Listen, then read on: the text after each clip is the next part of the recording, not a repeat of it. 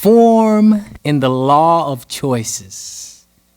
And of course, I must acknowledge one of my dearest heroes will be celebrating tomorrow, Martin Luther King Jr., in case you didn't know.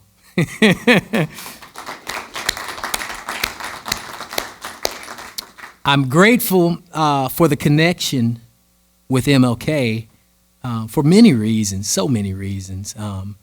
And grateful to be in Birmingham because we're spending the night. We're staying with our dear friend Bob, who always puts us up here.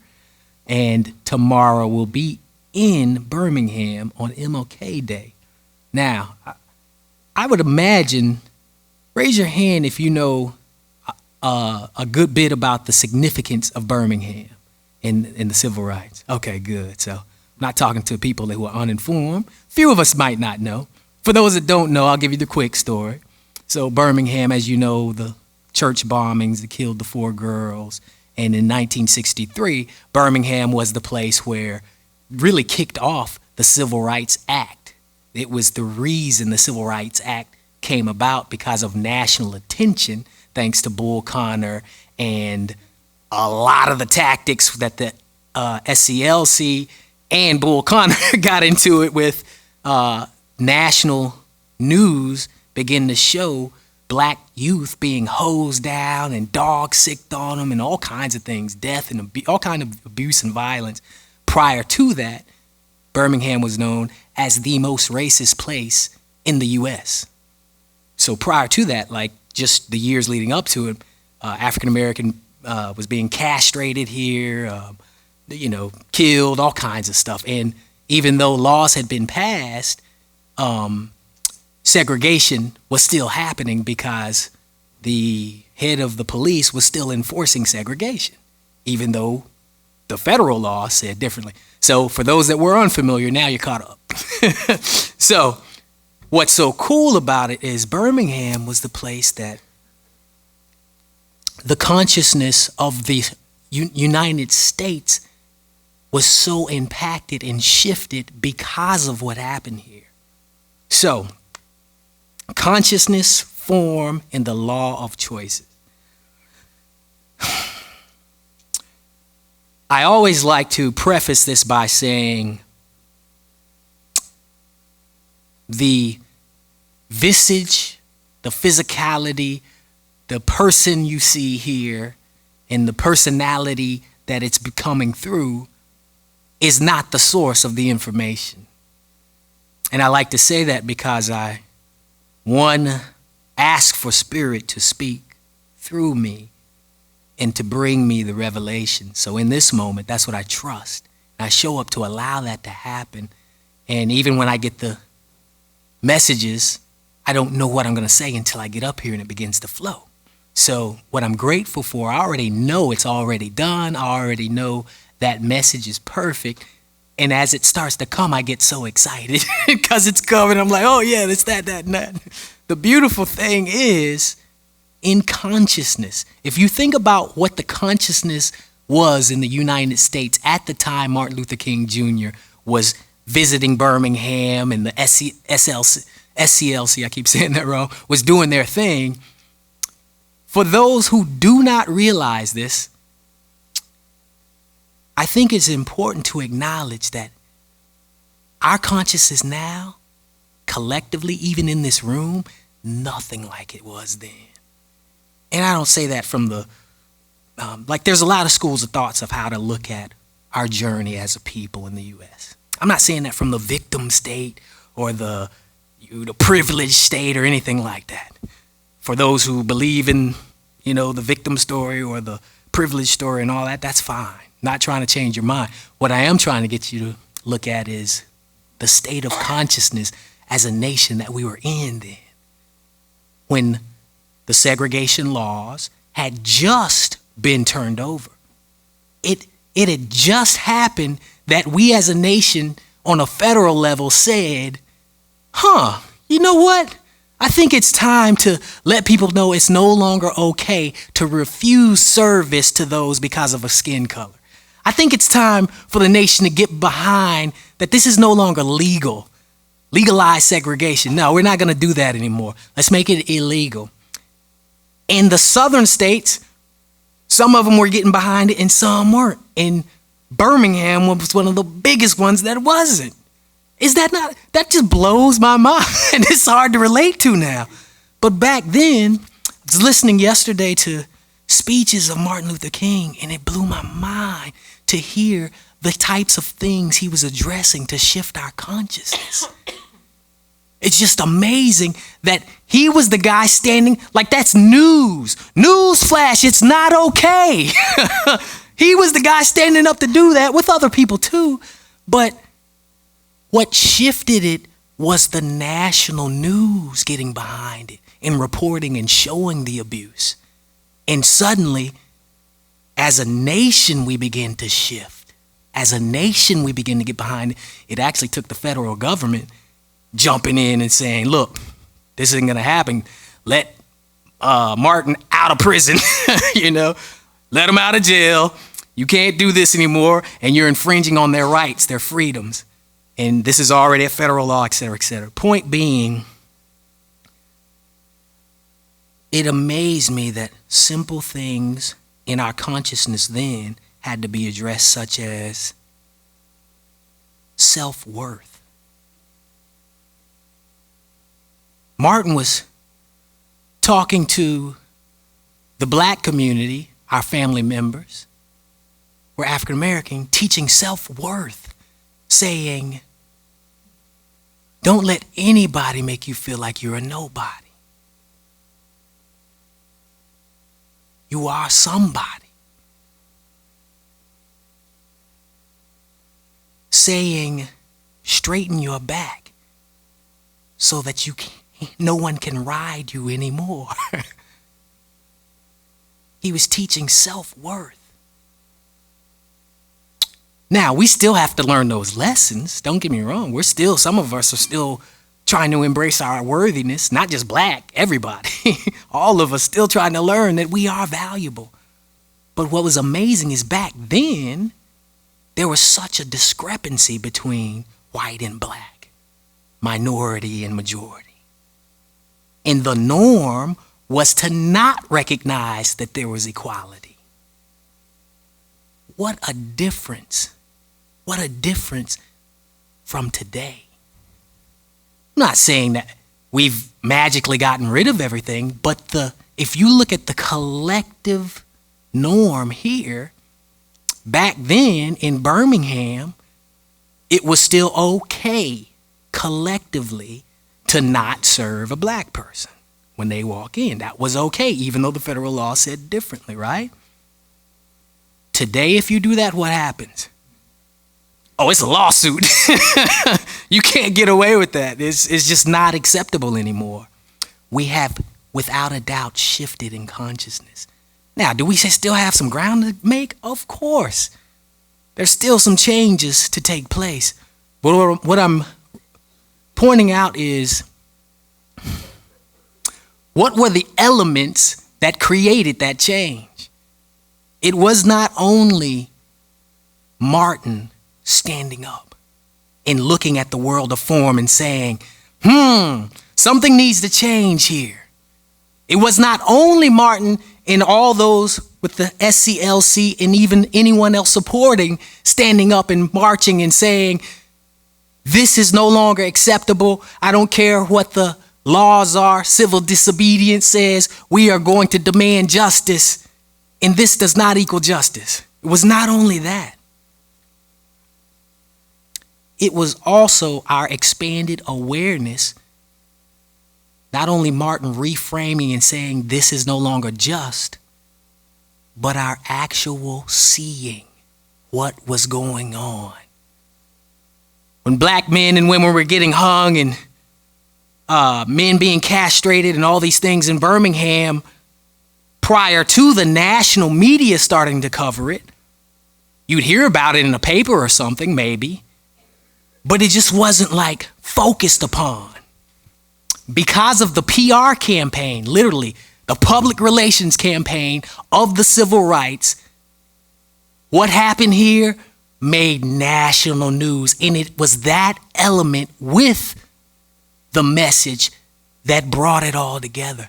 In other words, Think of it this way. In Albany, when the SCLC did what they did and had the marches, there was no violent reaction. It didn't make national news. The Civil Rights Act didn't go up the chain. They came to Birmingham. There was violence and killing and dogs. Bull Connor made a big show. No, this is my town.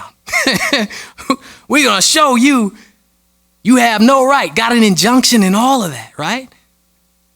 It made national news. All things work together for the good. That's crazy, right? Back then, believe it or not, people were criticizing Martin a lot. During that time, he was being told, slow down. He was being told, you're the reason people are dying. He was being told, this is your fault. People were mad at this guy. It blew my mind to watch the interviews and learn about how all he was doing was saying, I'm standing up for humanity. We are the human family. We should be able to hold hands no matter what color we are, eat together, all this. What is wrong? Wake up. That's what he was trying to say. And they were blaming him for everything. Watch one interview where he said, if a man accumulates wealth and is robbed, do you then blame the man for accumulating wealth? Gave another analogy. If a physician discovers cancer and people are thus dying of cancer, do you blame the physician or do you reward him for discovering cancer? The reality was they were shooting the messenger. He's trying to wake people up and they're blaming him, even though they were demanding humanity and equality now. So the resistance that came from that created the awareness. And as a nation, we begin to look and see, wait a minute. It was like people started to wake up. Without that resistance, in fact, that's what the SCLC was struggling with here in Birmingham. They couldn't get enough of the African American population to get involved with what was going on. Why? Because a lot of them were like, you know what? Bull Connor's about to retire not long, so we don't got that long to wait. Let's just wait it out and see if it changes then.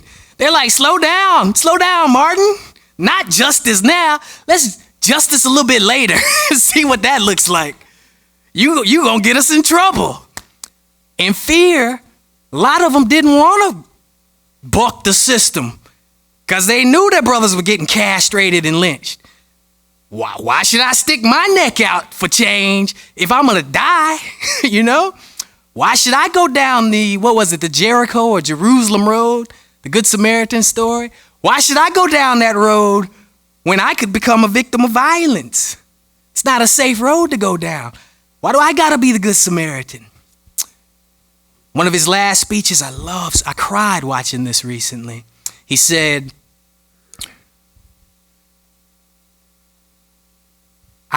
mine eyes have seen the glory. God has shown me the promised land. And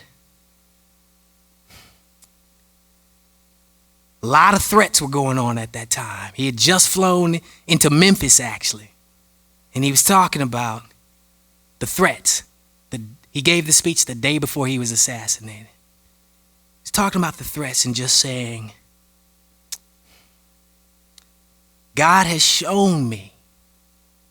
I might not get there with you, but we will make it as a people. Crowd went ballistic. They just applauded and roared. It's like, we will make it. Now, this brother had vision. Not vision from affirmation. He had vision. He had seen and his soul was at peace. He said, longevity has its place. But I know I'm all right. God has shown me. I've been to the mountaintop. We will make it as a people. What I believe is God has showed him today. I believe God showed him what's been going on now. Does that mean we're ever going to not have problems? No. Resistance, problems, the things we get to see are what lead us to our lessons. Bull Connor, racism led us to an expansion in consciousness. Your problems in your life lead you to an expansion in consciousness if you listen for that vision.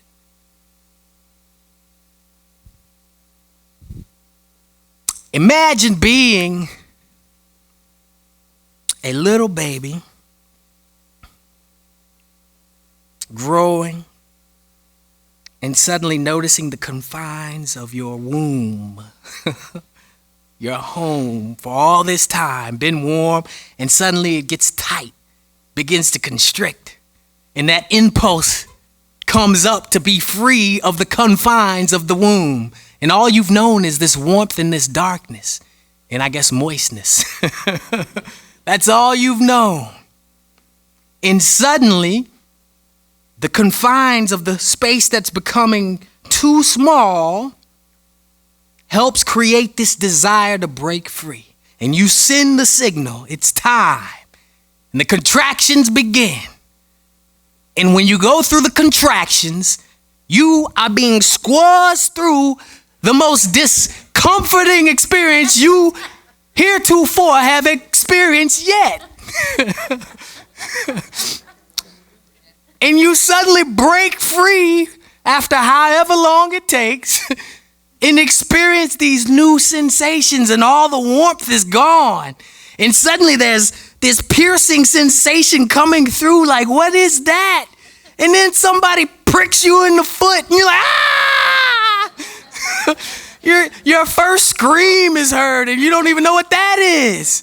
And you're being birthed into this new experience that is uncomfortable. And maybe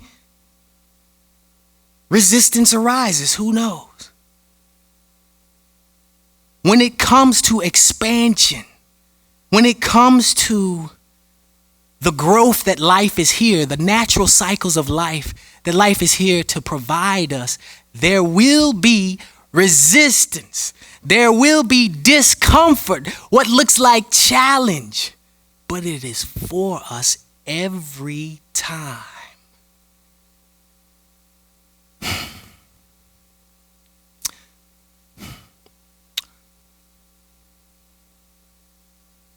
In my limited way of thinking, I don't know if I would ever have chosen racism, separation, that whole feeling of exclusion or better than or all that. I don't know if I would have ever have chosen to, from this perspective, make that a learning lesson. I don't know if anybody opts in, from this consciousness, like, yes, I want to learn from racism. I want to be on the receiving side of that, or I want to be on the giving side of that. Like, I don't think we consciously think that's what we want to do, but I'm learning to understand it more. Recently watched a show. I won't even say the guy's name because I don't remember it, honestly. But it was an interview between a gentleman of, I think, Mexican descent, and then a gentleman who was Caucasian. And I won't say what his political affiliation was. You can probably guess. But he was very pro this political party, but he was also very racist, and very admittedly so. And they're having this conversation, the interviewer, back and forth. And he's talking about, the interviewer's like, so you don't want people who look like me to have more rights and to be blah, blah, blah? And then the pro-racist guy is like, so let me get this straight. You want to have more opportunity and more rights in our country. That's what he's like. In our country, the guy's like, I I'm American too. He's like, so you want more rights in our country, et cetera, et cetera. And you want to take that away from people who look like me. I'm going to tell you something. I had an awakening watching this interview. It was one of compassion. Looking at this gentleman, it clicked, and I realized it's fear. He identifies and gets his identity from being white and his white people, and he feels like to have any rights given to others takes away from his people. It's fear. It's lack. There's not enough for everybody to go around. In order for this country to be great, it needs to serve our needs. In any way, serving you is taking away from us. Now, I don't have to agree with that, but I understand it. It's fear. It's almost like if somebody moved into your neighborhood and then they extended their playpen for their kids into your yard without asking. You'd come out like, yo, what you doing? This is my yard. But wait, we're just trying to get more yard because our yard is small. We're just, no. You just keep that. I don't have enough to give you too. This is for my kids. That's how he feels. He's like, look, this is our country. I'm not trying to give you my rights. I don't want equal rights for you. I believe it blew my mind to see just what he was saying. I got it. It made sense. A lot of us are looking at the world of form and getting our identity from the world of form. And whenever there is this belief in the world of form, it is subject to attack and harm every time. My personality, my value, my identification, if it has to do with race, if it has to do with anything, it's always subject to harm, hands down. If that's what I truly believe I am. Always subject to harm. Who are you when you die? You still a black person? You still a white person? You know? It's subject to harm. Who are you when you die and no longer have a body? Are you male? Are you female? Subject to harm. It is the sinking sand, the shifting tides. Not saying there's any problem with identifying with this. We know this. We've talked about this. We've heard about it. There's not a problem with identifying with it if you aren't willing to let it go when it no longer serves. And when does it no longer serve? When we start feeling resistance. When we start feeling threatened and attacked. That's when we know we're holding on too tightly to something that's creating separation. Only for the whites, my people, not for you. Exclusion, that's separation. That's when we're holding on too tight to identity. So the question is, where are you holding on too tight in the world of form? And the only answer I have found is what Martin did. When Martin said,